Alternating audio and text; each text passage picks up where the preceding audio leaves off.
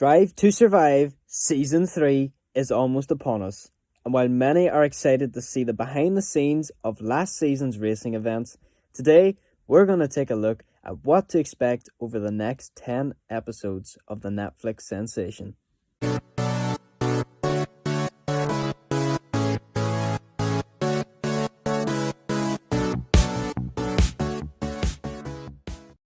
Season 3 of Netflix's original Drive to Survive series is set to launch on the 19th of March, and many F1 fans like me were not sure if Netflix camera crew were going to be allowed in the paddock under the COVID rules set up by the FIA and Formula 1. When word broke that film crews were allowed back into the paddock with their new COVID-safe access to the teams, work quickly began to allow fans to have a great season recap of the previous year. And oh, what a year it was. Before we get into the video, I just want to say a massive thank you to all the people who have supported our channel over the last year, and to all the new subscribers, thanks for sticking around. Anyway, let's get into the video.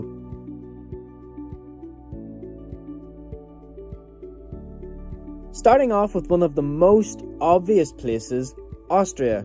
The new season opener where we saw one of the greatest races in a long time. The unthinkable happened. No, not McLaren time just yet, but the fact 7 cars, including both Haas, 1 Williams, 1 Renault, 1 Alfa Romeo, 1 Racing Point and 1 Red Bull all failed to finish the race, mostly due to technical or mechanical issues, the most we've ever seen out of a Grand Prix weekend in quite some time. However, one man, the legendary Mr. Scenario 7 Last Lap Lando, comes out of nowhere and closes on Lewis Hamilton's 5-second time penalty and manages to grab his first ever podium finish. All fans of Formula 1 were on the edge of their seats for this race, and it will be nice to see how Netflix has documented this.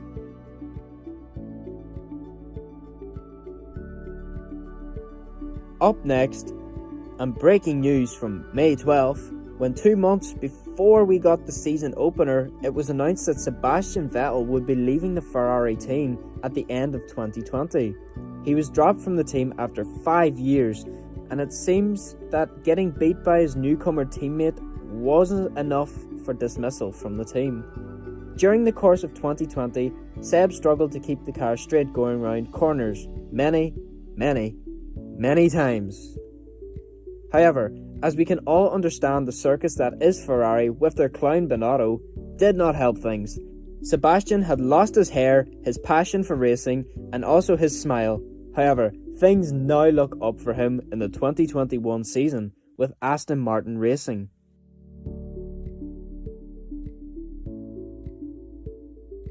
With the new restrictions inside the paddock being super strict, a positive COVID for anyone would have a big effect on the team's ability to race. One team that had this problem was Racing Point. Sergio Perez, after going back to Mexico to visit his mother, he tested positive on the Friday of the British Grand Prix, and with the current regulations in the UK, positive cases had to isolate for 14 days, meaning some would have to fill in for both the British Grand Prix and the 70th anniversary. There was a small number of drivers who would be able to help out at such short notice. However, there was one driver, Nico the Hulk Hulkenberg, who at the time was sitting in a coffee shop and got the call to race for the team. However, he did not get to start the British Grand Prix due to an engine failure right before the race was due to start. He did get one more chance at the 70th anniversary Grand Prix, finishing in an outstanding 7th, with an even better performance in his qualifying before that, starting the race in 3rd place. With Netflix on the scene, it was one of the most exciting moments that we are sure hope they managed to capture due to the amount of hype, with all the F1 fans ecstatic to see the German back after his sad departure from Renault.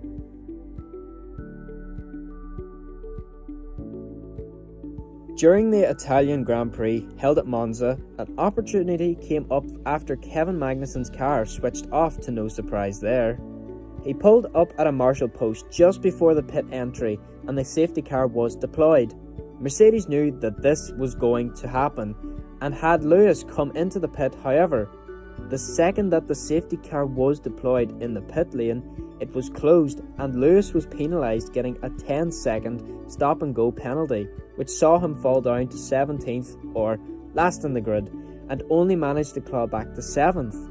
Lewis then took his scooter straight to the steward's office, and we really don't know what was said, so we really hope Netflix crews were able to pick up on this fiasco. The good news from this race was that Pierre Gasly managed to defend off Carlos Sainz to take the checkered flag in first place, making him the first Frenchman to win a Grand Prix in over 14 years. Speaking of Lewis Hamilton, no doubt there will be a full episode on him showing his massive achievements throughout his career, and especially this year, making him the 7-time world champion, on par with Michael Schumacher's record. He has broken the most amount of wins, beating Michael Schumacher's 92 this year, and he also has the most wins, even with a damaged tyre this season. Lewis Hamilton has broken so many records and has had such a massive fan base behind him all these years that have followed through with him and pushed on, and it really shows how his success has managed to change Formula 1 and has even brought more Formula 1 fans to the sport. With his hunger to win more races and his attitude to stay in the sport until he feels he is no longer able to compete with the new upcoming drivers, it will be interesting to see if maybe Netflix got some insights into the contract and what he feels that he might do at the end of this season. So we will just have to wait and see for the documentary this year to see what really went on behind closed doors after the celebrations. With great speed comes brave risks that the drivers understand could have serious consequences through one bad movement. In the Bahrain Grand Prix, things swept off to a fast start. However, this did not last. Romain Grosjean cut across the front of Daniel Kvyat in order to try and gain places when on the straight. He did not see Kvyat in his mirrors and collided with him, producing one of the worst scenes I have ever seen in my time of Formula 1. As we all know, he hit the Aramco barrier at around 120 miles an hour and endured 67 Gs of force that was put on his body. The car's survival cell split from the rear chassis and flew up into flames. Luckily, he was able to escape this near-death experience, with many praising the sport's safety measures that showed the implementation of the halo that really helped save his life.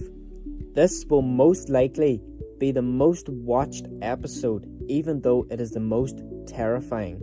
The superhero-like actions of the medical team and marshals, getting a fire extinguisher pointing in the cockpit to aid any chance of survival Roman had, that day could not have been without a special mention to all the personnel that helped out with their bravery, and this may have had a different outcome. The Sakhir Grand Prix was one that we definitely could not miss out on. As we know, Lewis Hamilton got coronavirus, and as we know, that means he had to go into an isolation period. This meant that there was a free seat open at Mercedes, the top dogs of the sport.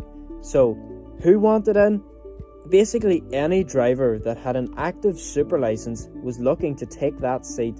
We seen posts all over Twitter and it was joked and memed about, and it was unbelievable.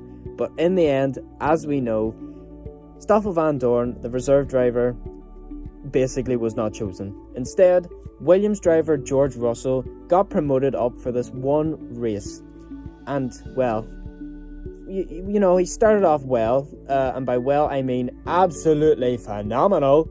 He took off and beat Bottas into turn 1. He took that corner, and as we could see, he almost had an instant 5-second gap with Bottas messing up with the rest of the pack. We all know what happened after that for Mercedes.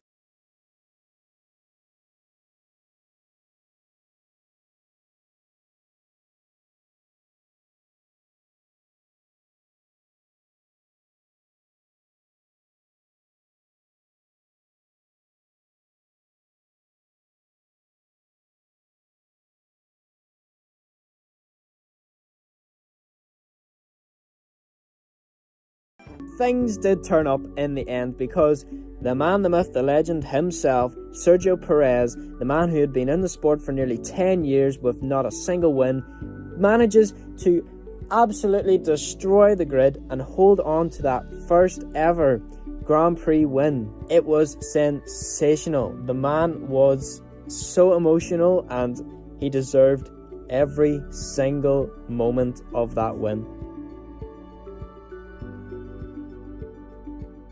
Well, apart from being able to see a visual behind the scenes of all the things I've just previously mentioned, it will also get you hyped up for the beginnings of the 2021 season that is due to start the race weekend in Bahrain on the 26th to the 28th of March. This means you will have already watched pre-season testing due to start on the 12th of March, with the Netflix docu-series coming out on the 19th, meaning you will see the new and the old all in one for a final 1 week countdown to hear those famous words of "And it's lights out and away we go." So, are you excited to see the new Drive to Survive for the 2020 season? Because I am. Let us know what you're hoping Netflix has documented from last season's events. So thank you all for watching. To keep up to date with the world of motorsport, why not consider subscribing to our channel? You could also check out our website, theapexmotorsport.com, to read the latest articles on F1 news. Thank you all again for watching, and we will see you in the next one.